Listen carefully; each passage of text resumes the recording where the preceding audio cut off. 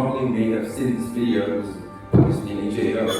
Top left, lowest pulse energy, bottom right, 155 nanojoules. And as you get to the later cuts, you see the increasing amounts of OPM, or microcavitation formation. Top left, almost nothing. Bottom right, it's just white, it's just bad, it's overdosed. But what we didn't realize then was that top left was using 625 of energy, and bottom right was about 1.5 times an increase over that. So that's energy dosage. And we did an SEM study, and we found with lower pulse energies, we were getting smoother lenticles. So what is laser spacing? That is the spot distance between adjacent spots. And between adjacent rasters, that is a track distance. And in symmetric spacings, they are identical, and in asymmetric settings, of course, they're not. In asymmetric placements, they increase the distance between the adjacent spots, but decrease the distance between tracks. So the spot distance is always larger than the track distance. So we decided to verify the effect of asymmetry by comparing with a vision of 500 at the same pulse energy, just different placements of the spots and tracks. And this was published, thank you very much, in JCRS very early this year. We were altering the spot track distances and finding reductions in corneal aberration reductions. So asymmetry works, it makes sense, I'll show you why. When laser-induced optical breakdown occurs, there is created plasma, then microcavitations in terms of CO2, the gaps.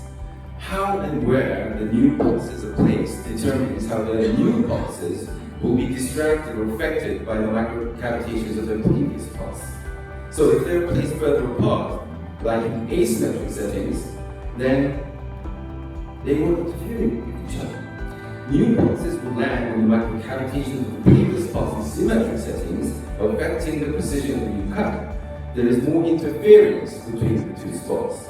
In asymmetric settings, they are placed further apart. The new pulses will land on fresher tissue undisturbed by the microcavitation of the previous pulse. So there's less interference, and the decreased track separation takes up the slack from the increased spot distances. What if we could perform KLEx with only plasma and almost free of microcavitation or OBM? And on the far right, you see 85 nanojoules of pulse energy. You see that the lenticle has been created with hardly any OBM. So let's see it one more time. 85 nanojoules. Hardly any OBM. All 625 nanojoules, both. Less microcavitation, less OBM, cut from nearly pure plasma. I call this plasma KLEx.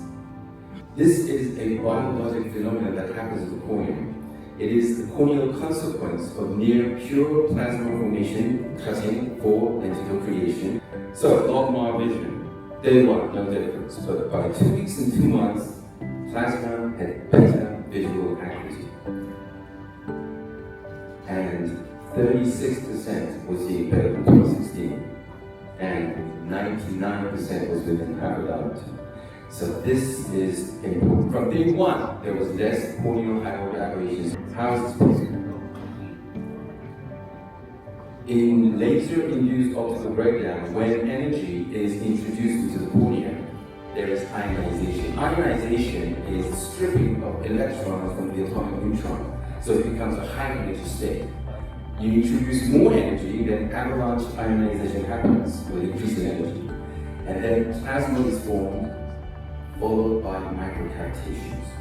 So there is the plasma, boom, followed by gas, which is, the gas is actually larger than the plasma bubbles. This is photo-disruption. But in plasma-mediated ablation, what happens is there is a plasma and then the gas, which is spatially confined. So it's smaller than the plasma bubble that happened. This is plasma-mediated ablation, gas bubble smaller than the plasma bubbles. Let's see one more time. Go to destruction. Boom, plasma, gas, mechanical. And it's not the laser itself that's cutting tissue.